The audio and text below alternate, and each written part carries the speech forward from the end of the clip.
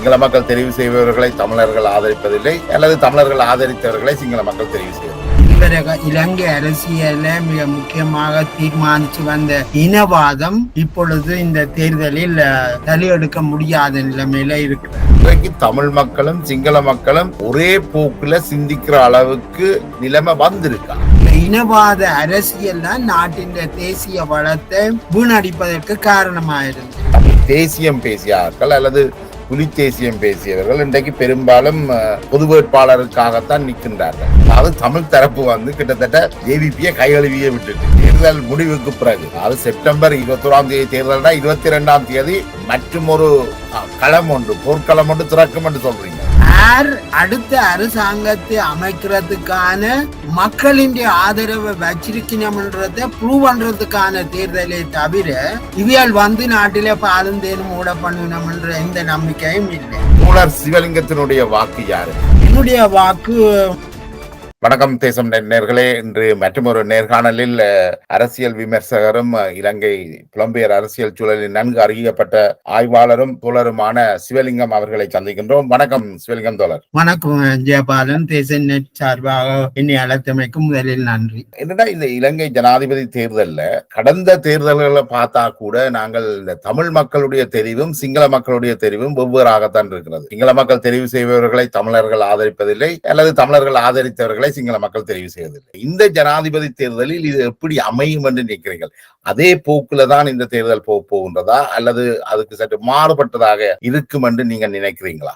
இந்த முறை தேர்தல் பல விதங்கள்ல ஒரு வித்தியாசமான புறச்சூழல்ல தான் நடக்குது. குறிப்பா இதுவரை இலங்கை அரசியல மிக முக்கியமாக தீர்மானிச்சு வந்த இனவாதம் இப்பொழுது இந்த தேர்தலில் தலையெடுக்க முடியாத நிலைமையில இருக்கிறது. இரண்டாவது, நாட்டினுடைய பொருளாதார வீழ்ச்சிக்கு இனவாதமும் ஒரு காரணம் என்பது சிங்கள மக்களால நன்கு உணரப்பட்டிருக்கு. அதாவது நாட்டின் தேசிய வளங்கள் தேவையில்லாமலே 30 வருட கால போருக்கு விரியமாக்கப்பட்டிருக்கு. அப்ப இந்த அரசியல்வாதிகள் இந்த டாலர் நெருக்கடி, பொருளாதார நெருக்கடிக்கு அரசாங்கங்களை குறை கூறினாலும் இந்த இனவாத அரசியல் தான் நாட்டின் தேசிய வளத்தை வீணடிப்பதற்கு காரணமாயிருந்திருக்கு. இது நீங்க சொல்றது சரியாக இருந்தாலும் இன்றைக்கு தமிழ் மக்களும் சிங்கள மக்களும் ஒரே போக்குல சிந்திக்கிற அளவுக்கு நிலைமை வந்திருக்கா? இதை நாங்கள் எப்படி பார்க்கலாம் என்றால், உதாரணமாக தமிழரசு கட்சிக்கு வெளியிலே அல்லது தமிழ் தேசியம் பேசுற அரசியல் கட்சிகளுக்கு வெளியிலே உள்ள தமிழ் கட்சிகள் பலவும் இன்றைக்கு ரணில் விக்ரமசிங்கவை ஆதரிக்கிறதாக ஒரு முடிவெடுத்து போறதை நாங்க பார்த்தா, தமிழ் அரசியல்ல கணிசமான பிரிவினர் தேசிய அரசியலோட இணக்கத்துக்கு போறதை நாங்க பார்க்கக்கூடியது தானே இருக்கிறது. ஆனா இப்ப பாத்தீங்கன்னா தமிழ் தேசியம் பேசியார்கள் அல்லது புலி தேசியம் பேசியவர்கள் இன்றைக்கு பெரும்பாலும் பொது வேட்பாளருக்காகத்தான் நிற்கின்றார்கள். இதுல குறிப்பாக டக்ளஸ் தேவானந்தாவும் இலக்கின் ராஜாங்க அமைச்சர் பிள்ளையானவர்களும் ரணிலிட பக்கம் நிக்கணும். தமிழ் தேசியம் புலி தேசியம் கதைத்தவர்கள் பொது வேட்பாளருக்கு நிற்கிறார்கள். தமிழரசு கட்சியின் ஒரு பிரிவினர் சஜித்தோட நிக்கணும். அப்ப இந்த போக்கு என்னண்டு இது ஒரு நாங்கள் எப்படி பார்க்கலாம் என்றால், இதுவரை காலமும் அப்படியான ஒரு நிலைமையில இருந்து இப்பொழுது ஒரு டிரான்சிஷன் என்று சொல்லுவோமே, ஒரு மாற்றத்தை நோக்கி ஒரு இடமாறு கால ஒரு நிலைமைக்குள்ள போய்கொண்டிருக்கணும். அதால தான் கணிசமான பிரிவு நாங்கள் அது சரிபிழைக்கு அப்பால சிங்கள அரசியல் கட்சிகளோட இணக்கத்துக்கு போற நிலைமை இருக்குது. அப்ப இதுல இப்ப உதாரணத்துக்கு தமிழரசு கட்சிக்கு கூட இந்த ஜனாதிபதி தேர்தலில் யாரு ஆதரிக்கிறன்றதுல 2 தெரிவை வச்சிருந்திருக்கணும், அனுரவோ சஜித். அப்ப இதுல இருந்து தெரியுது தமிழ் அரசியல்ல இந்த 3 பேர் ஒரு முக்கியமான போட்டிக்குள்ள இருக்கேக்குள்ள சிங்கள அரசியலுக்குள்ள குழப்பம் வந்திருக்கு, தமிழ் அரசியல்லையும் குழப்பம் வந்திருக்கு. ஆனபடி இவ்வாறான ஒரு நிலைமை கடந்த காலங்களில இல்லை என்றபடியா இது ஒரு முக்கியமான ஒரு தேர்தல் என்றுதான் எங்க கவனத்துக்கு எடுக்கும். இல்ல, நான் கூட இதுல கவனிக்கிறேன். இப்ப தமிழ் தரப்புகள் ஒன்று ரணிலை ஆதரிக்குது, சஜித்தை ஆதரிக்குது, மற்றது தமிழ் தேசியம் காய்ச்சவர்கள் பொது வேட்பாளரை ஆதரிக்கிறார். அதாவது தமிழ் தரப்பு வந்து கிட்டத்தட்ட ஜேவிபியை கைகழுவியே விட்டுட்டு ஒரு சிறுபான்மையினர் வாக்கு அவர்களுக்கு இருக்கு. இப்ப வளமையாகவே தேர்தல் மக்களுடைய தெரிவுக்கு மாறாகத்தான் அங்கால சிங்கள பகுதியில மக்களுடைய தெரிவு அமைகிறது. இது என்ன சந்திரிகா குமாரதுங்காவுடைய 1994 தேர்தல் மட்டும்தான் தமிழ் மக்களும் சிங்கள மக்களும் கிட்டத்தட்ட ஒரே நபரை ஒருவரை வாக்களித்து கொண்டு வந்தார்கள் சந்திரிகாவை. இதைத்தான் நான் அதுல அப்படி ஒரு தன்மை இருக்கா? இது நாங்கள் இப்படித்தான் பார்க்கலாம். கடந்த 75 வருஷ கால அரசியல்ல தமிழ் அரசியல் வந்து இனவாத சக்திகளுக்கு எதிரான ஒரு நிலைப்பாடு தான் எடுத்திருக்கணும். ஜேஆருக்கு எதிராக போயிருக்கணும், பிரேமதாசாவுக்கு எதிராக போயிருக்கணும், இறுதி காலத்தில மஹிந்தாவுக்கு எதிராக போயிருக்கணும். அப்ப சிங்கள பகுதிகளில் இனவாத சக்திகளோட இனங்காட்ட முடியாத நிலைமைக்கு அவையால் போயிருக்கு. அதாலதான் மஹிந்தக்கு யார் ஆதரவோ அவர்களுக்கு எதிராக நின்றிருக்கு, ஜேஆருக்கு ஆதரவோ அவர்களுக்கு எதிராக இருந்திருக்கு. ஆனால் இந்த வரலாறும் அனுபவங்களும் போரின் பின்னணிகளும் தமிழ் மக்கள் மத்தியிலும் ஒரு அரசியல் புதிய பார்வை ஒன்றை தள்ளி இருக்கு. நாங்கள் அதில் ஏன் இல்லை என்றால் நாங்கள் இன்றைக்கு இந்த தமிழ் கட்சிகளுக்குள்ளேயே இந்த தேர்தல் சம்பந்தமா ஒரு குழப்பம் பெற வேணும். கடந்த காலங்கள்ல தெளிவா யாருக்கு மஹிந்தாவுக்கு எதிராக நிக்கிறாரோ அவருக்கு வாக்களிச்சவை. ஆனா இப்ப 3 பேர் தேர்தல்ல போட்டியிடக்குள்ள அவைகள் வந்து ஒரு சிங்கள அரசியலும் குழப்பத்துக்கு தானே இருக்குது. நீங்கள் ஊடகங்கள் எடுத்து பார்த்தா சிங்கள மக்களும் பாதிக்கு பாதி தங்கள் எந்த கட்சிக்கு ஆதரவுன்றத சொல்ல தவித்து கொண்டுதானே வரையணும். அவைகளுக்கும் ஒரு இடைஞ்சல் இருக்குது, அது தெளிவா சொல்றது. அப்ப இது சிங்கள மக்களுக்கு அதுதான் நிலவரம், தமிழ் மக்களுக்கு இதை விட ஒரு சிக்கலான நிலைமையில இருக்குது.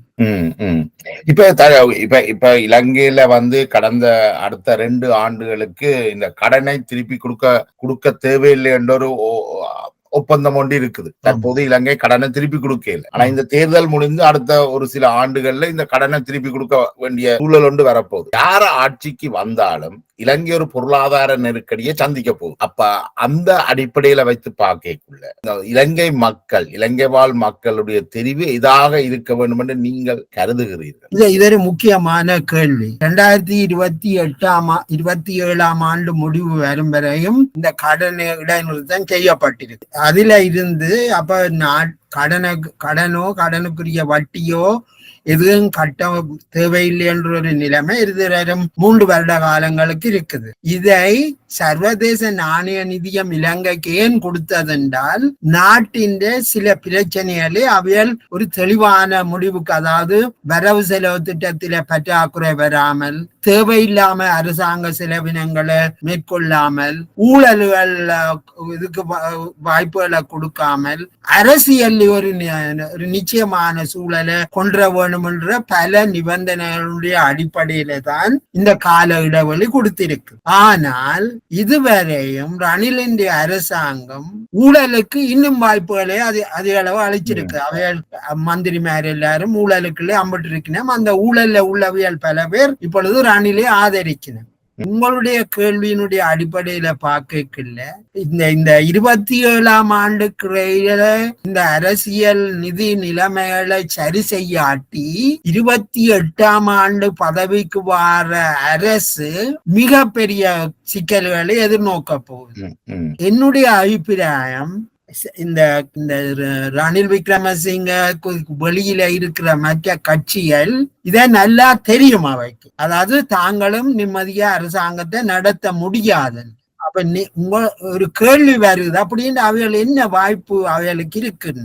ஒரு தேசிய அரசாங்கம் உண்டு, அதாவது இந்த சகல பாராளுமன்றத்திலே அங்கம் வகிக்கிற சகல கட்சிகளும் ஒன்றிணைச்சு இந்த நாட்டின் பொருளாதாரத்தை ஒரு குறிப்பிட்ட காலத்துக்கு எடுத்து செல்றதுக்குரிய ஒரு பொது வேலை திட்டத்தின் அடிப்படையில இவையால் ஒரு தேசிய அரசாங்கத்தை அமைக்கிறதுக்கு நிர்பந்திக்கப்படுவேன். இப்ப இந்த பெருந்தன்மையை காட்டுறதுக்கு இலங்கையின் இந்த முக்கிய அரசியல் கட்சிகள் தயாரா இருக்கா? இது இன்னொரு முக்கியமான கேள்வி. ஏனென்றால் நாட்டின் நலனுக்காகத்தான் கட்சி மாறுறதா சொல்லி கொண்டிருக்கிறோம். பொதுஜன பிரமுனையில இருந்தவர்கள் ரணில் விக்ரமசிங்கவை ஆதரிச்சு கொண்டிருக்கிறது காரணம் நாட்டின் நலன் கருதி. அவ ரணில் விக்ரமசிங்க ஆட்சிக்கு வரக்கூடாது வாக்களிச்ச அதே கட்சியினர் அவரை ஜனாதிபதியாக்கி அவரை ஆதரிச்சு கொண்டு வருகிறார். இது என்னத்தை காட்டுதுன்னா நாட்டின் பொருளாதார அரசியல் நிலைமைகள் அவியலின் நிலைப்பாட்டில பெரிய அழுத்தங்களை கொடுத்திருக்கு. அவ இவியல் விரும்பியோ விரும்பாமலோ அவியல் தேசிய அரசாங்கத்தை நடத்த முடியாது. இப்ப நீங்க சொல்றீங்க இவ விரும்பியோ விரும்பாமலோ தேசிய அரசாங்கம் ஒன்றை உருவாக்கணும். ஆனா இப்ப என்னண்டா, இப்ப இந்த தேர்தல் கால பிரச்சாரங்களை நாங்கள் பார்த்தோம் என்றால் எந்த ஒரு கட்சியுமே தாங்கள் ஆட்சிக்கு வந்தால் பாலும் தேனும் ஓடும் என்ற அளவுல தான் தேர்தல் பிரச்சாரங்கள் நடைபெறுகிறது. நாடு இந்த நெருக்கடிக்குள்ள போது அதை நாங்கள் எப்படி சமாளிக்கணும் என்ற அடிப்படையில ஏதாவது பேசி இருக்கிறார். இதுதான் ஒரு சிக்கலான நிலவரம். இத வெளியில சொல்றதுக்கு யாரும் தயார் இல்லை. சில பேர் அதை சொல்லாமல் இருக்கணும். ஆனா நிலைமை என்னன்னா எந்த கட்சியுமே நீங்கள் அவைகளின் உள்கட்சி விவாதங்களை பார்த்தா எல்லாருக்குமே தெரியும் நாட்டை 2028 ஆண்டுக்கு பிறகு எடுத்து செல்வது என்பது மிகப்பெரிய கருத்தலாக வரப்போகிறது. ஏனென்றால் நாடு வங்குரோத்து அறிவிச்ச நிலைமையில யாரும் கடன் கொடுக்க தயாரில்லை. இந்த நிலைமையில நாங்கள் தான் செலவினங்களை கட்டுப்படுத்தி ஊழல்கள் இதுகளை கட்டுப்படுத்தி எல்லாரும் பெல்ட்டை டைட் பண்ணி வாழ வேண்டிய ஒரு நிலைமைக்கு வருது. ஆனபடியினால் இன்றைக்குள்ள சூழல்ல இந்த ஜனாதிபதி தேர்தல் எப்படி பார்க்கலாம் என்றால் யார் அடுத்த அரசாங்கத்தை அமைக்கிறதுக்கான மக்களின் ஆதரவை வச்சிருக்கணும்ன்றத ப்ரூவ் பண்றதுக்கான தேர்தலை தவிர இவியல் நாட்டில பாலும் தேனும் மூட பண்ணுவணும்ன்ற எந்த நம்பிக்கையும் இல்லை. இப்ப தேர்தல் நடந்து கொண்டிருக்கிற தேர்தல் பிரச்சார காலகட்டத்துல இப்ப IMF-ம் உலக வங்கியும் சொல்லியிருக்கு நீங்கள் செலவீனங்களை கட்டுப்படுத்தணும். ஆனால் அரசாங்கம், ரணிலுடைய அரசாங்கமும் சரி, JVP ஏனைய அரசியல் கட்சிகளும் சரி, தாங்கள் ஆட்சிக்கு வரும் பட்சத்துல இதையெல்லாம் மக்களுக்கு வழங்குவோம் என்ற வாக்குறுதிகளை கொடுக்கணும். சம்பள உயர்வை அறிவிச்சிருக்கிறார்கள். இது எவ்வளவு முட்டாள்தனமானது அல்லது எவ்வளவு பொய்யானது? இது உண்மையில மக்கள் ஏமாத்துற அரசியல். வளமையா தேர்தல் அரசியல் எவ்வளவு பொய்யலும் ஏமாத்துகளும் வருமோ அவ்வளவும் எல்லா கட்சிகளும் சொல்ல தொடங்கி இருக்கு. விதிவிலக்கு இல்ல, ஒரு கட்சியாலும் விதிவிலக்கு இல்ல. இதுல JVP உட்பட அவையல்ல. ஏனென்றா நாட்டின் பொருளாதாரத்தை வளர்க்கிறதுக்குரிய திட்டங்கள் இல்லாம மக்களுக்கு அது இது ஆரம்பம்னு சொல்ல முடியாது. ஆனால் இங்க என்ன அடுத்த இது என்றால் இந்த சஜித் பிரேமதாசவையோ அல்லது அனுரகுமாரவையோ கேட்டால் எப்படி உங்களுக்கு அந்த இதுகள் எல்லாம் கொடுக்கறதுக்கு காசு கிடைக்கும் என்று கேட்டு அவ சொல்லினும் இந்த வெளிநாட்டு வங்கிகளை பதுக்கி வச்சிருக்கிற காசு எடுப்போம், இந்த ஊழல் பெருச்சாளிகள் சொத்துக்களை பறிப்போம். இதுகள் எல்லாம் சொல்றதுக்கு அழகு, வாக்குகளை எடுக்கிறதுக்கு மக்களை உற்சாகப்படுத்துறதுக்கு தேவைப்படலாம். ஆனால் இதுவரையில எந்த நாடும் வெளிநாட்டுல பதுக்கி வச்ச காசை எடுக்கிறதுக்குரிய அந்த அளவுக்கு உறவுகளை வச்சிருக்கல வெளிநாடுகளோடு. ஆனபடியா இது ஒரு சிக்கலான நிலைமை. ஆனால் இந்த தேர்தலுக்கு பிறகு பல நெருக்கடிகள் இருக்குது.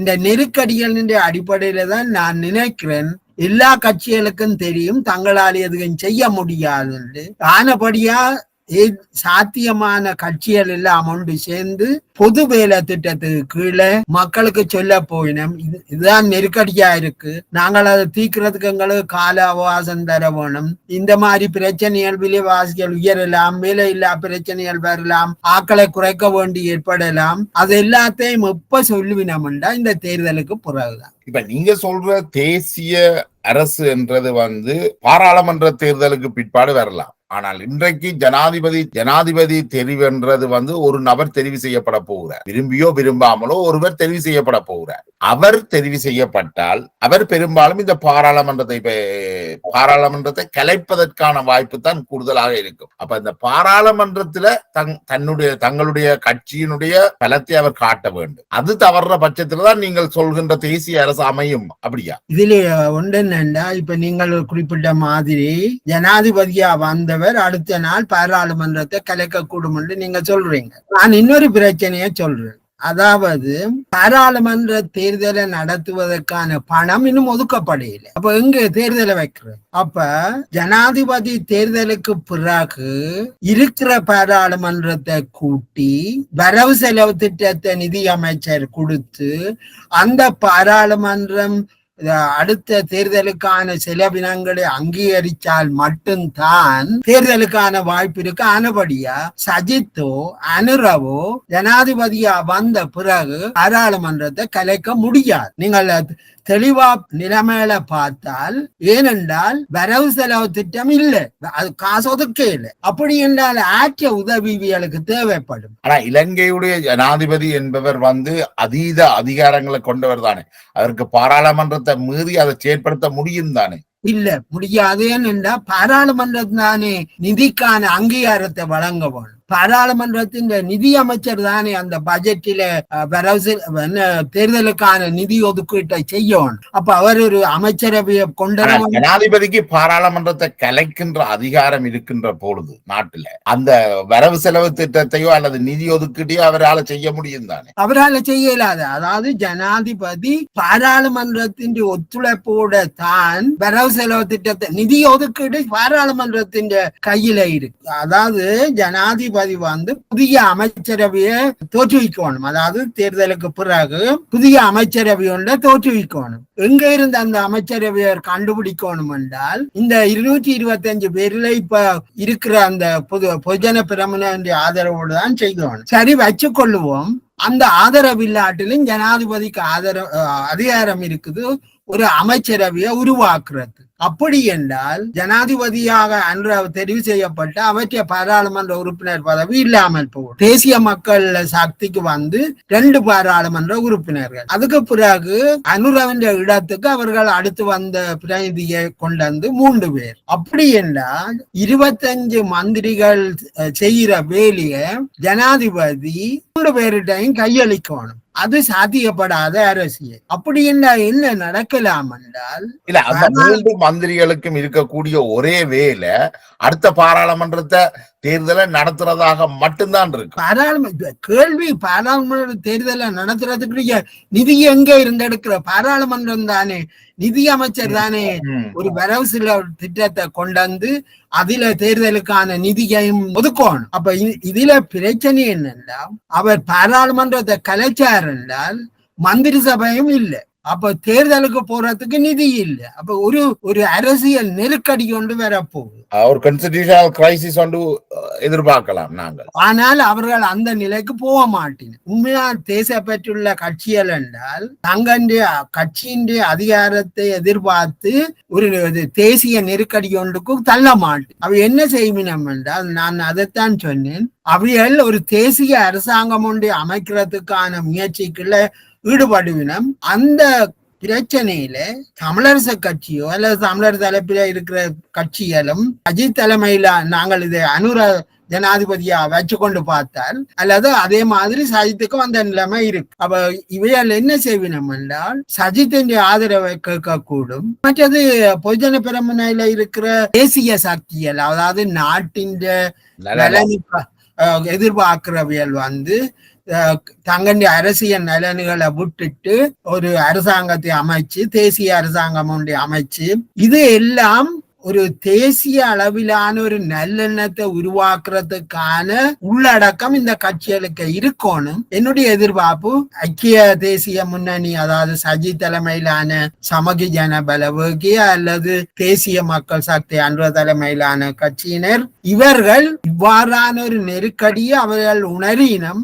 ஆனா அவைகள் இப்ப சொல்ல மறுக்கிறதுக்கு காரணம், இந்த தேர்தலின் முடிவிலே எவ்வளவு வீதம் தங்களோட நிக்கிறதுல இருந்துதான் அவைய விட்டு கொடுப்பு தொடங்கி. அப்ப இந்த தேர்தல் முடிவுக்கு பிறகு, அதாவது செப்டம்பர் 21ஆம் தேதி தேர்தல்னா 22ஆம் தேதி மற்றும் ஒரு களம் உண்டு, போர்க்களம் ஒன்று திறக்கும் என்று சொல்றீங்க. நிச்சயமாக நீங்கள் இதை இன்னொரு விதமா விமல் வீரவன்சன் பார்வையில இருந்து அவர் என்ன சொல்றாருன்றத பார்க்கலாம். அவர் என்ன சொல்றாரு என்றால், 3 பேர் போட்டி எடுக்கிறபடியா யாரும் 50% எடுக்க மாட்டேன் முதலாவது வாக்கில. அப்ப 2வது 3வது தெரிவுக்கு போய்க்குள்ள அந்த கவுண்டிங் அந்த எண்ணிய எடுக்கிற காலம் 2-3 நாள் சென்றால் அது ஒரு பெரிய ஒரு நெருக்கடியான காலகட்டத்தை உருவாக்கும். இது விமல் வீரவன்சன் கதையை சொல்றேன். அதுல என்ன நடக்கும் என்றால், தேர்தல் ஆணையம் வச்சுக்கொள்வோம் ரணில் வந்துட்டார் என்று சொல்லிட்டு, அப்படி என்றால் சஜித் மற்றது அனுரா தலைமையிலான கட்சியினர் நிச்சயமாக ஏதோ ஒரு சுத்தமாத்த நடந்திருக்கின்ற ஒரு பிரச்சனைக்கு அவையால் போவின். அப்ப நாட்டில ஒரு அதிகார நெருக்கடிக்கான சூழல் ஏற்படும். அது இராணுவ தலையீடு, போலீஸ் தலையீட்டுக்கான வாய்ப்புகளை அதிகரிக்கும். இதுவும் ஒரு நியாயமான ஒரு புறச்சூழல் தெரியுது எங்களுக்கு. ஏனென்றால் ரணில் விக்ரமசிங்க அவர்கள் தேர்தலை, அதாவது உள்ளூராட்சி தேர்தல்களை ஒத்தி வைச்சார், மாகாண சபைகள் தேர்தலை ஒத்தி வைச்சார். பிறகு சொன்னார் பணம் இல்லை என்று, பிறகு சொன்னார் எல்லை நிர்ணயம் செய்ய வேணும் என்று, மற்றது ஜனாதிபதி தேர்தலை கூட கடைசி வரை நடக்குமா நடக்காதா என்கின்ற சந்தேகங்களோட கொண்டு வந்தார். இதெல்லாம் எங்களுக்கு தெரியுது ஏதோ ஒரு நெருக்கடியான சூழலை நோக்கித்தான் இவையால் தள்ளி கொண்டு போயினோம். குறிப்பா ரணில் விக்ரமசிங்க இந்த தேர்தல்ல பெரும்பாலும் தோல்வி அடைவார் என்றது ஓரளவு உறுதிப்படுத்தப்பட்ட சூழல் ஒன்று இருக்க தெரியுதா? ஆமா ஆமா, தற்போது கருத்து கணிப்புகளை பார்க்கல தெரியுது ரணில் 3ஆம் நமல் 4ஆம் இடங்கள்ல தான் இருக்கணும் என்றது தெரியுது. ரணில் நமல் ஆகிய 2 பேரும் ஒரு அதிகார வர்க்கத்தின் ஒரு பிரிவினர். இவையல்ல தங்கன்ற தோல்விய லேசா விட்டுட்டு போக மாட்டினோம். ஏனென்றா அவைகளின் நலன் முக்கியமான, அவையல நியாயமான முதலீடுகளை நாட்டில செய்திருக்கணும். அவைகள் ஊழல்கள்ல ஈடுபட்டிருந்த நிலைமையிலையும் உள்நாட்டிலையும் வெளிநாட்டிலையும் நியாயமான முதலீடுகளை செய்திருக்கணும். ஏனென்றா தாங்கள் தொடர்ந்து பதவியில இருக்கலாம் என்ற ஒரு நம்பிக்கையில தான் இது எல்லாத்தையும் கட்டிக்கொண்டு வந்தது. இப்ப நாடு ஒரு நெருக்கடியான நிலைமையில போய் மக்கள் இவைகளுக்கு எதிராக போய்க்குள்ள இந்த தேர்தல் முடிவுகள் ஒரு சாதகமான நிலைமையை ஏற்படுத்தும் என்றதை எங்களால எதிர்பார்க்க முடியும். அடுத்தது இன்னொரு சிக்கலும் இருக்கு என்னென்றால், இன்றைக்கு நாங்கள் இலங்கையுடைய மக்கள் என்ன விரும்புகிறார்கள் என்றதிலும் பார்க்க சர்வதேச அரசுகள், அதாவது இந்த மேற்கு நாடுகள் அமெரிக்கா, பிரிட்டன் மற்றும் ஐரோப்பிய நாடுகள் என்ன விரும்புகின்றன என்றது தெற்காசியாவில் மிக முக்கியமாகப்படுது. பாகிஸ்தானில் இம்ரான்கான் பதவி நீக்கப்பட்டது, பங்களாதேஷ்ல பிரதமர் பதவி நீக்கப்பட்டது, இது எல்லாத்தையும் பார்க்கின்ற பொழுது இலங்கையில தங்களுக்கு உகந்த ஒருவரை கொண்டு வருவது, ரணில் விக்ரமசிங்கவை மீண்டும் இருத்துவதில் தான் இந்த சர்வதேசத்துக்கு ஒரு அனுகூலம் ஒன்று இருக்குது. அப்படி நீங்க நினைக்கிறீங்களா? அப்படியான ஒரு நிலைமை இருக்கா? அப்படியா? அவையல்ல விரும்பலாம், ஆனால் மக்கள் அதுக்கு தயாராயிருக்கணும் என்றால் அதுதானே. என்னதான் இருந்தாலும் பங்களாதேஷில உள்நாட்டு நெருக்கடியை ராணுவம் போலீசின் தலையீட்டுடன் ஏற்படுத்தித்தான் ஹசன் அவர்களை நாட்டை விட்டு துரத்த வேண்டி வந்தது. இவ்வாறான நிலைமை இப்ப தேர்தல் நடக்கிற நேரத்திலே அதை செய்ய முடியல. ஆனால் இதுல ராணுவம் போலீஸ் எல்லாம் எந்த பக்கம் போயினம், மக்களுக்கு எதிராக போவினமா அல்லது மக்களுக்கு சார்பா போயினமோன்ற பல கேள்விகள் இருக்குது. நீங்கள் சொல்ற மாதிரி சர்வதேச தலையீடு ஏற்கனவே இருக்குது. இவர்களின் பணங்கள் வெவ்வேறு கட்சிகளுக்கு போயிருக்குது. அதாலதான் இந்த நெருக்கடிகள் வந்திருக்கு. இப்போ உதாரணத்துக்கு அவர்கள் சொல்லுகிறார்கள், அமெரிக்க தூதுவர் அவ இப்பவும் இலங்கையில இருக்கிறான். அவக்கு பதிலா ஒரு தூதுவர் வந்த பிறகும் அவ ஜனவரி மாதம் வரையும் அங்க இருப்பான். இப்ப அவையண்ட கேள்வி அவ ஏன் அங்க நிக்கிறான்? அப்ப இது எல்லாத்தையும் பார்க்கல ஏதோ ஒரு நெருக்கடிக்கான வாய்ப்புகள் அங்க தென்படுது. முக்கியமா இந்த தேர்தல் எப்படி இருக்குன்றால் அதிகார வர்க்கம் ஒரு பக்கமும் சாமானிய மக்களுடைய நலன் மற்ற பக்கமாக ஒரு மோதல் ஒன்றுக்கான இதை நாங்கள் 2004 நினைக்கிறோம். தேசிய அரசாங்கம் அமைந்த பொழுது டொனி பிளேயர் பிரித்தானிய பிரதமர் இலங்கையில 2 வாரம் விடுமுறையில இருந்திருக்கிறார். அப்ப இது இந்த சர்வதேசம் இலங்கை ஒரு சிறிய நாடாக இருந்தாலும் அதனுடைய புவியியல் ரீதியான காரணங்களுக்காக ஒரு மிக முக்கியத்துவத்தை பெறுகிறது. ஆமா, இதுல நாங்கள் பார்க்க வேண்டியது என்னன்னா, இந்தியா சீனா நெருக்கடிகள் இலங்கைக்குள்ள இருக்குது, இந்தியாவுக்கு பின்னணியில அமெரிக்கா இருக்குது. இந்த நிலைமையில மக்கள் இன்றைக்குள்ள தேர்தல் நிலைமையில பார்க்கல மக்கள் சீன சார்பா இருக்கணுமோ அல்லது அமெரிக்கா இந்தியா சார்பா இருக்கணுமோன்னு பார்க்கல அவைகளுக்கு இந்த ஊழல் இல்லாத அரசாங்கம் ஒன்றை பற்றி தான் அவைய கவலை இருக்கு. அப்ப இந்த நிலைமையில சாமானியமா கருத்து கணிப்பு வாக்கெடுப்புகளையும் பார்க்கல மக்களுடைய கருத்து ஊழலுக்கு எதிரான ஒரு அரசாங்கம் வேணும்ன்றதான் தலை தூக்கி நிக்குது. தமிழ் சூழல்ல ஒரு பொது வேட்பாளர் நிறுத்தப்பட்டிருக்கிறார். இது இது இது எதையுமே கணக்கில் எடுக்காமல் தமிழ் பொது வேட்பாளர் நிறுத்தப்படுகிறார். சும்மா கிடந்த சங்கை ஊதி கெடுத்தவரா போறாரா? இது ஒரு முக்கியமான, நாங்கள் இதை இன்னொரு வித்தியாசமான கோணத்தில பார்க்கிறது அவசியம். அதாவது இந்த தமிழ் பொது வேட்பாளர் என்ற கோரிக்கை சிங்கள பெருந்தேசியவாத உளவு பிரிவின் ஒரு முயற்சியாக ஏன் இருக்கிறார். பல தமிழ் கட்சிகளின் உருவாக்கம் இந்த உளவு பிரிவின்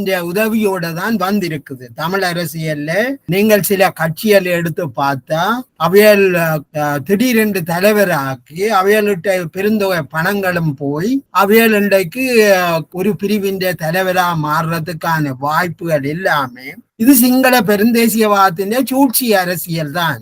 நாங்கள் இப்ப என்ன செய்யறோம்ல, தமிழ் பொது வேட்பாளரால அவர்களுக்கு என்ன நன்மை கிடைக்க போகுது?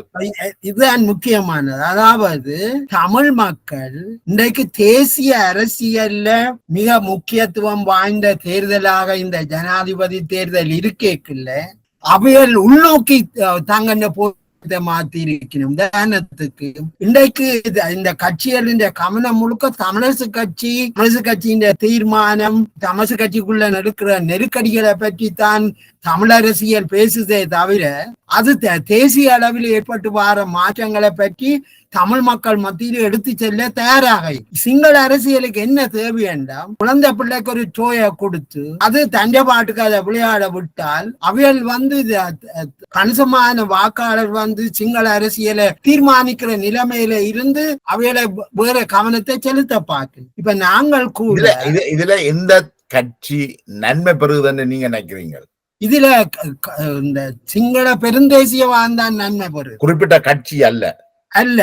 அது பெருந்தேசியவாதத்தின் அரசியல்ல சிறுபான்மை தேசிய இனங்கள் தங்களுக்குள்ள மோதிக்கொண்டிருந்தால்தான் அவை தங்களுடைய அரசியலை நியாயமா நடத்தி கொண்டு போகல, தங்களுடைய விருப்பப்படி.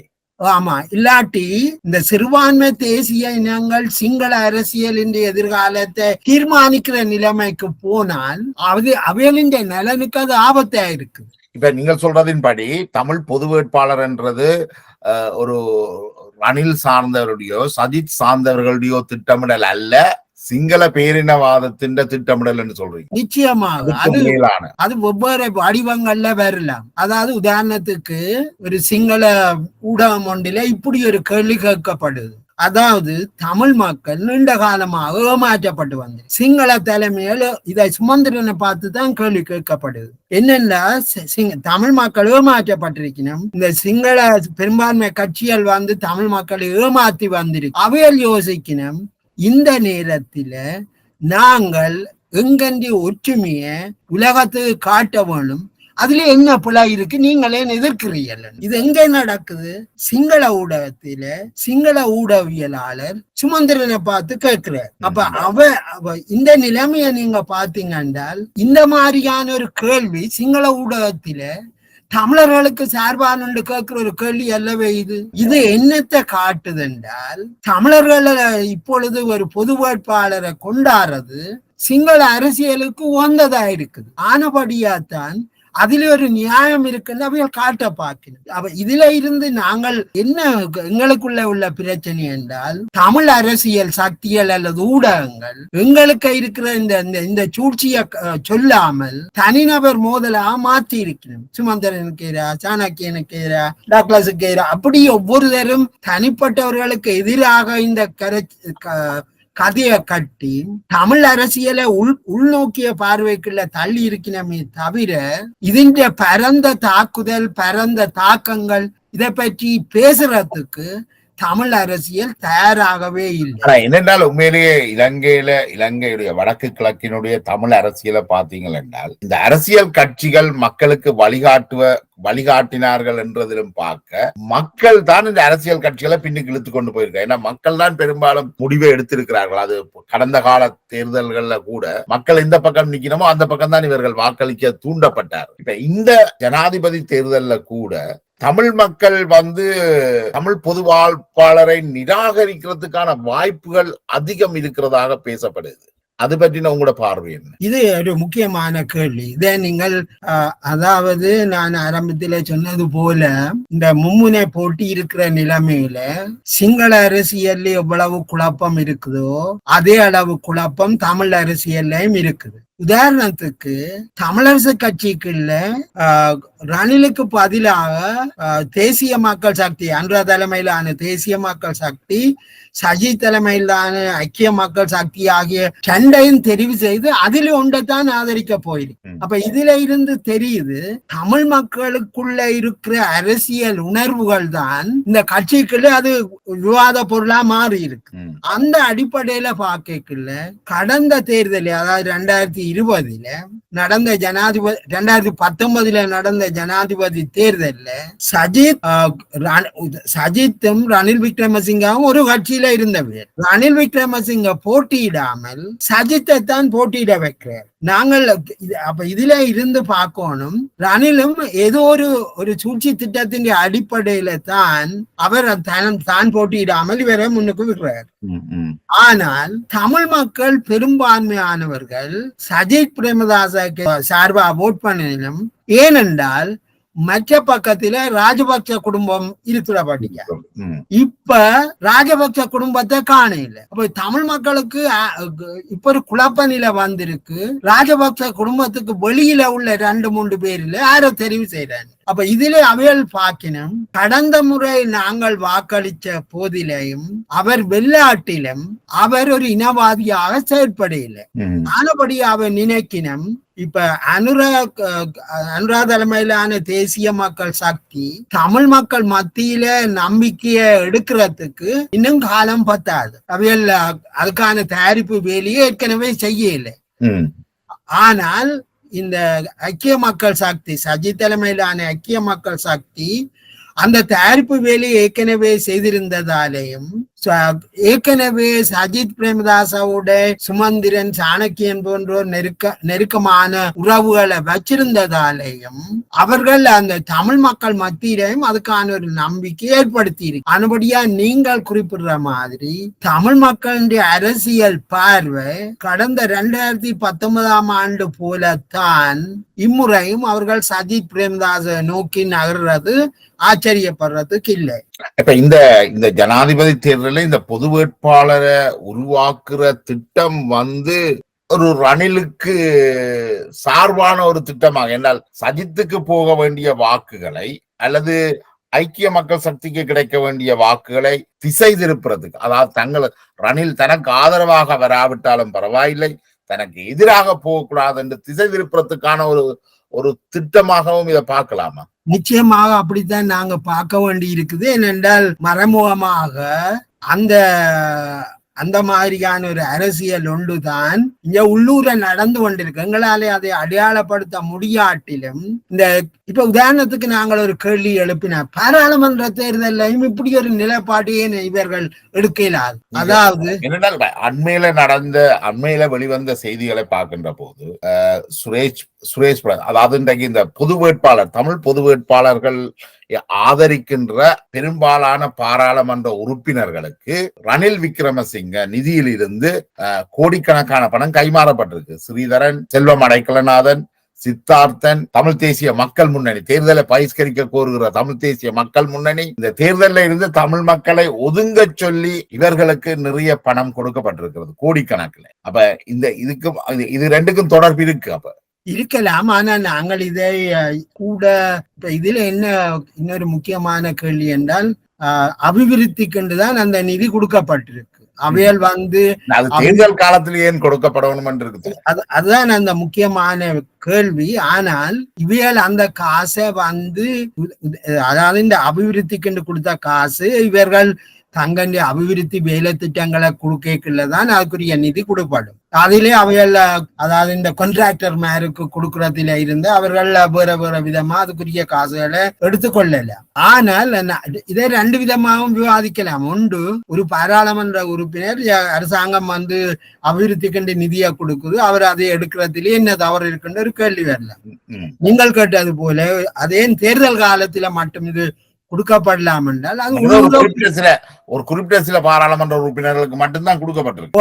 ஆனா இதுல என்னென்னா சிங்கள பகுதியிலையும் எதிர்கட்சி ஆக்களும் எடுத்திருக்கணும். ஆனபடியா உதாரணத்துக்கு ஆஷா டி சில்வா இப்படி ஆனவியல் எல்லாரும் 60 கோடி 70 கோடி ரூபாவை எடுத்திருக்கணும். ஏனென்றா அவைகளுக்கும் வேற வழியிலே அபிவிருத்தி நிதிக்கு தேவையான. அப்ப இதுல ரெண்டு விதமான விவாதங்களும் இருக்கு. ஆனா இதுல ஒரு அரசியல் இருக்குன்றதுல நாங்கள் கவனமா இருக்கணும். குறிப்பா தமிழ் அரசியல் இன்றைக்கு ஒரு ஊழல் அரசியலுக்குள்ள போட்டுது. இந்த பணப்பட்டியலை உதாரணத்துக்கு சொன்னா பாராளுமன்றத்தில வாக்கெடுப்பு நடத்தப்படுது.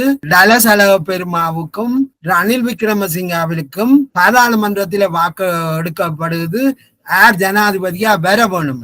ஆனால் அதுக்கு ஒரு வாரத்துக்கு முதல் டலசலக பெருமா போய் ராசம்பந்தன் அவர்களை சந்திச்சு கதைச்ச போது ராசம்பந்தன் அழக பெருமாக்க சொல்லி இருக்கிறார், நீ ஒரு இனவாதி அல்ல, நீ உனக்கு ஊழலுக்கும் சம்பந்தம் இல்லை, நாங்கள் முழுமையா தீர்மானிச்சிருக்கிறோம், இன்னத்தான் ஆதரிக்கிறது. அப்ப அழக பெருமா என்ன சொல்றாருண்டா, இது எனக்கு ஜனாதிபதியா வந்த மாதிரி இருக்கு. ஏனென்றா ஒரு முக்கியமான ஒரு சிரேஷ்ட அரசியல் தலைவர் எனக்கு இப்படி சொல்லி இருக்கிறார். ஆனா அதுக்கு பிறகு டலசக பெருமா கேள்விப்படுது, இதுக்கு பிறகு என்ன உனக்கு வாக்கு குறைஞ்சது, அவருக்கு 134 உனக்கு 77 ஏன்னு கிடைச்சது. அவர் சொல்றார், இந்த இடைக்காலத்தில கன பேர் காசு வாங்கிட்டு. அப்ப பத்திரிகையாளர் கேட்கணும், அப்ப நீங்களே யாராவது நீங்கள் ஒரு நாட்டின் முக்கியமான ஜனநாயகத்தை நேசிக்கிறவரால் இந்த ஊழல் விவகாரத்தை நீங்களே வெளியில சொல்றீங்க இல்லையா? அவர் அதுக்கு சொல்றார், இப்ப ரணில் ஜனாதிபதியா இருக்கிறபடியா ஆட்சி தலைவரை நான் ஊழல் குற்றச்சாட்டுகள் சொல்லி அரசியலை குழப்ப விரும்பல. அவர் 22ஆம் தேதி பதவியில இருந்து போனார் என்றால் நான் அதை விவரமா சொல்லுவேன். அப்ப இதுல இருந்து என்ன, ஆனால் ரணில் விக்ரமசிங்க சொல்றார், தனக்கு வாக்களிச்ச தமிழ் அரசியல்வாதிகளை பார்த்து சொல்றார், எனக்கு நீங்கள் உதவி செய்ததுகளை எனக்கு தெரியுமா. இதுல இருந்து என்ன தெரியுதுன்னா தமிழ் அரசியல்ல ஊழல் நிறைஞ்சு போயிருக்கு. நாங்கள் இதுகளையெல்லாம் கண்மூடிக்கொண்டு தமிழ் தேசியம் பேசிக்கொண்டு பொது வேட்பாளர் கதை சொல்றது எல்லாமே இது ஒரு வகையில யாருக்கோ துணை போற அலுவல் என்றதை நீங்க தெளிவா பார்க்கணும். அரங்கம் இணையதளத்திலே நிறைய இது சம்பந்தமாக எழுதி இருக்கிறீர்கள். அதுல ஒரு விஷயம் அடுத்த தேசிய அரசு அமைகிற பட்சத்துல நீங்க குறிப்பிட்டது போல இந்த ஜனாதிபதிக்கு தேர்தலுக்கு மறுநாள் அல்லது அதை தொடர்ந்து அமைய போற தேசிய அரசுல தமிழரசு கட்சி தனியாக வெளியில நின்று ஆதரிக்காது அமைச்சு பதவியையும் பெற்றுக்கொள்ள தயாராக இருக்கும் என்று. ஆமாம், இது ஒரு முக்கியமான அம்சம். நீங்கள் இதை நான் என்ன மாதிரி பார்க்கிறேன் என்றால், கடந்த காலங்கள்ல தமிழ் அரசியல் தலைமை அவைகளுக்கு ஆதரிச்சிருக்கான மந்திரி, உதாரணத்துக்கு மைத்திரிபால சிறிசேனாவினுடைய அரசாங்கத்திலே அந்த அரசாங்கத்தை ஆதரிச்சிருக்கணும், ஆனால் மந்திரி பதவியை எடுக்கல. ஆனால் இப்ப என்ன நடந்திருக்கின்றால் தமிழ் அரசு, குறிப்பா தமிழரசு கட்சிக்குள்ள நடக்கிற விவாதங்களை நாங்க பார்த்தால் 2 விதமான போக்கு காணப்படுது. அதாவது பிரிவினைக்கான அரசியல் ஒன்று தமிழ் தேசியம் என்ற போர்வையில நடக்குது உள்ளுக்கு. 2வது ஐக்கிய இலங்கைக்குள்ள தேசிய இன பிரச்சனைக்கான தீர்வை சமஷ்டி அடிப்படையிலான அதிகார பரவலாக்கல் முறையிலான தீர்வாக அவர்கள் பார்க்கணும். இதுல என்னுடைய அபிப்பிராயம், ஐக்கிய மக்கள் சக்தி, அதாவது சஜித் தலைமையிலான ஐக்கிய மக்கள் சக்திக்கும் சுமந்திரன் சாணக்கியன் போன்றவர்களாலையும் ஒரு அரசியல் இணக்கம் ஒன்று வந்திருப்பதாக தெரிகிறது. அதாவது தமிழ் மக்கள் 2019 ஆதரிச்சிருக்கணும், 2024 ஆதரிக்க போயினும் இந்த நிலைமை சாத்தியம் என்றால் சஜித் பிரேமதாஸ் தலைமையிலான அரசாங்கம் ஒன்று அமைகிற பட்சத்திலே தமிழ் மக்கள் மட்டுமில்லை, முஸ்லிம் மலிய மக்களும் அதிலே அமைச்சர்களாக இருப்பார்கள். இது தேசிய மக்கள் சக்தியும் சொல்லுது, எங்களுடைய அரசாங்கம் வந்தால் எல்லா சமூகத்தில இருந்தும் மந்திரி மாதிரி இருப்பினோம், நாங்கள் வேண்டோமோ இல்லையோ. இது கிட்டத்தட்ட அமைச்சர் தோழர் டக்ளஸ் தேவானந்தாவின் அடிகளை பின்பற்றுற ஒரு போக்கை நாங்கள் எதிர்காலத்துல பார்க்கலாம். நான் நினைக்கிறேன் அந்த டக்ளஸ் தேவானந்தான் அரசியல் அது தேசிய அரசியல் அல்லவே. அவர் யார் பதவிக்கு வரையினமோ அவர்களோடு எல்லாம் அவர் இணங்கி போறார். அது மட்டுமல்ல, தமிழ் மக்களுடைய அடிப்படை உரிமைகளை இந்த அரசாங்கம் பறிக்கைக்குள்ளே அவர் அதிலேயே இருந்து கொள்றார் தானே. இது அந்த மாதிரியான ஒரு ஆதரவு அல்ல. இது நாட்டின் தேசிய அபிவிருத்தியை மேற்கொள்றதுக்கும் தேசிய இன பிரச்சனைக்கான தீர்வை தெளிவான அடிப்படையில தீர்க்கிறதுக்குமான திட்டங்களை வச்சிருக்கிற ஒரு கட்சியோட அவையில் இணக்கத்துக்கு போயிடும். அதாவது வெண்டான தோற்றாயின்னு நீங்கள் இந்த திட்டங்களை கொள்கைகளை மாறாமல் வச்சிருக்கும் வரையும் நாங்கள் உங்களோட நிற்போம். அது அவர்கள் இப்ப சொல்றது. ஆனா அவர்கள் தொடர்ந்து அந்த பின்பற்றா இல்லையான்றத காலம்தான் பதில் சொல்றோம். நிச்சயமாக அதுதான். ஆனா இன்றைக்குள்ள அரசியல் போக்குகள் மற்றது சிங்கள அரசியலும் புதிய தலைமுறை அரசியலுக்கு வந்திருக்கு. இப்ப நீங்கள் சொல்ற இந்த விஷயம் தமிழரசு கட்சிக்குள்ள ஒரு பாரிய நெருக்கடியை கொண்டு வரும். இப்ப உள்ள தமிழரசு கட்சியின் பிரதிநிதிகளான ஸ்ரீதரன் போன்றவர்கள் இப்ப அவர் பொது வேட்பாளருக்கு ஆதரவு என்று சொன்னாலும் லண்டன்ல கற்பக விநாயகருடைய தொப்பைக்குள்ள ஒளிந்திருக்கிறார். இவர் செப்டம்பர் 22 பிறகு இவருடைய எதிர்காலத்தை பிள்ளையாரால காப்பாற்ற இயலுமா? அவரால, அதாவது இதுக்கு நான் என்ன மாதிரி சொல்லாம என்றால், தமிழரசு கட்சி ஒரு முடிவுக்கு வந்துட்டு, அதாவது இனி கட்சிக்குள்ள தண்டு குரல்ல பேசுறதுக்கான வாய்ப்பு இனி இடம் இல்லை. இது என்ன நடக்குதுன்னா, அரசியல் கட்சியின் தலைமைக்கு பெரிய நெருக்கடி. யாரும் நம்ப மாட்டேன். ஒரு கட்டுப்பாடு இல்லாம போய் கொண்டிருக்கு. ஆனபடியா ஸ்ரீதரன் ஆயிரக்கணக்கான வாக்குகளை வச்சிருக்கலாம். ஆனால் கட்சி கட்டுப்பாட்டை மீறினால் அவையால் வெளியில போறதுக்கான ஒரு நிர்பந்தத்தை அவைய எதிர்நோக்கினோம். இது என்னத்தில தெரியுது என்றால், முஸ்லிம் காங்கிரஸ் இப்பொழுது தெளிவாவே சொல்லிட்டு, இனி இந்த கண்டபடி குரங்கு மாதிரி தொத்தி திரிகிற அரசியல்வாதிய யாரும் எங்கட கட்சியில இனிமேல் இருக்கலாது. இதுதான் இன்றைக்கு தமிழரசு கட்சிக்கு மேற்பட்டிருக்கு. தமிழரசு கட்சி ஒரு காலகட்டத்துல அனந்திய கட்சியில இருந்து நீக்கிறது. ஆனால் அதே தவறுகளை இழைத்துக் கொண்டிருக்கிறவர்கள் இன்னும் கட்சியில இருக்கிறார்கள். இது ஒரு நெருக்கடி வருது. அதாவது கட்சியின் உட்கட்சி ஜனம் பலவீனமாயிருந்தால் இவியல் நாட்டின் ஜனத்துக்காக கதைக்க இயலாது. இந்த நிலைமையில என்னுடைய அபிப்பிராயம், எதிர்வரும் காலங்கள்ல தமிழரசு கட்சிக்குள்ள மிகவும் கடுமையான ஒரு போக்கு இருக்கும். அது வெற்றி தோல்விக்கு அப்பால தமிழ் மக்களுடைய அரசியலை ஒரு நிலையான வடிவத்துக்கு எடுத்து செல்றதுக்கான ஆரம்பம் இப்பொழுது தொடங்கி இருப்பதாக தெரிகிறது. அனத்துக்கு தமிழரசு கட்சி கடந்த வவுனியால நடந்த கூட்டத்தில முடிவெடுத்திருக்குது. அரியநேந்திரன் அவர்களுக்கு ஆதரவளிக்கிறேன், அதே நேரத்திலே அவர் அந்த தேர்தலில் இருந்து விலக வேணும். அதே நேரத்துல வேறு பலருக்கு கொடுத்திருக்குது, நீங்கள் கட்சிக்கு விளக்கம் கொடுக்கணும் என்று கேட்டிருக்கு. இதெல்லாம் உங்களுக்கு தெரியும். முஸ்லிம் காங்கிரஸ் நசீர் என்றவர் பாராளுமன்ற உறுப்பினராக மந்திரியா இருந்த நிலைமையில கட்சிக்கு முடிவுக்கு வெளியில போனதுக்காக கட்சி முடிவெடுக்க உயர்நீதிமன்றம் அதை சரி என்று சொல்லித்தான் பதவி இழந்திருக்கு. அது மாதிரி சஜித் தலைமையில அருண் பெர்னாண்டோ, மனுஷன் ஆணையக்காரா எல்லாரும் கட்சியின் முடிவுக்கு வெளியில போய்க்கல உயர் நீதிமன்றம் சொல்லி இருக்கு அது சரி என்று. இப்ப இதுதான் நிலைமை.